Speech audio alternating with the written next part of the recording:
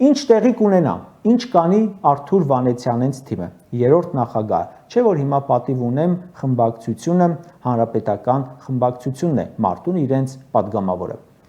Վանեցյանն ասում է, կհայտարարենք, երբ որոշենք, որ պետք է հայտարարենք։ Մարտուն Գրիգորյանը ասում են ծանր որոշում է կայացնելու, բայց այդ որոշումը նա պետք է ընտրություններից առաջ կայացրած լիներ իմ կարծիքով։ Ես օրինակ ընտրությունների արդյունքներից մեծ անակնկալի չեմ եկել։ Մտածել եմ, որ առաջին տեղը գրավելու է Սարիկը, ունենալով վարչական ռեսուրս, բայց ոչ այնքան, որ իշխանությունը վերցնի։ Երկրորդ տեղը վերցնելու է Վարդան Ղուկասյանը, երրորդ տեղը կամ Մարտուն Գրիգորյանը, կամ Ռուբեն Մխիթարյանը, կամ Կարեն Սիմոնյանը,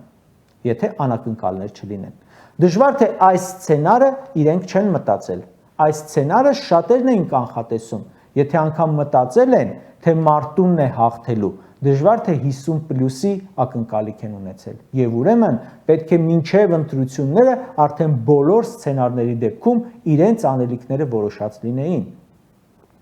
Օրինակ նույն Վարդան Ղուկասյանը իր դիրքորոշումը դեռ մինչ ընտրության օրն էր հայտնել, որ կմիանա այն ընդդիմադիրին, ով իրենից ավելի քվե կստանա։ Որ Անդրանիկ Թևանյանը հենց գիշերը հայտարարեց մենք կմիանանք Վարդան Ղուկասյանին առանց ակնկալիքի, կամ Ռուբեն Մխիթարյանը հայտարարեց, ինչ է նրանք հեշտ որոշում կայացրին,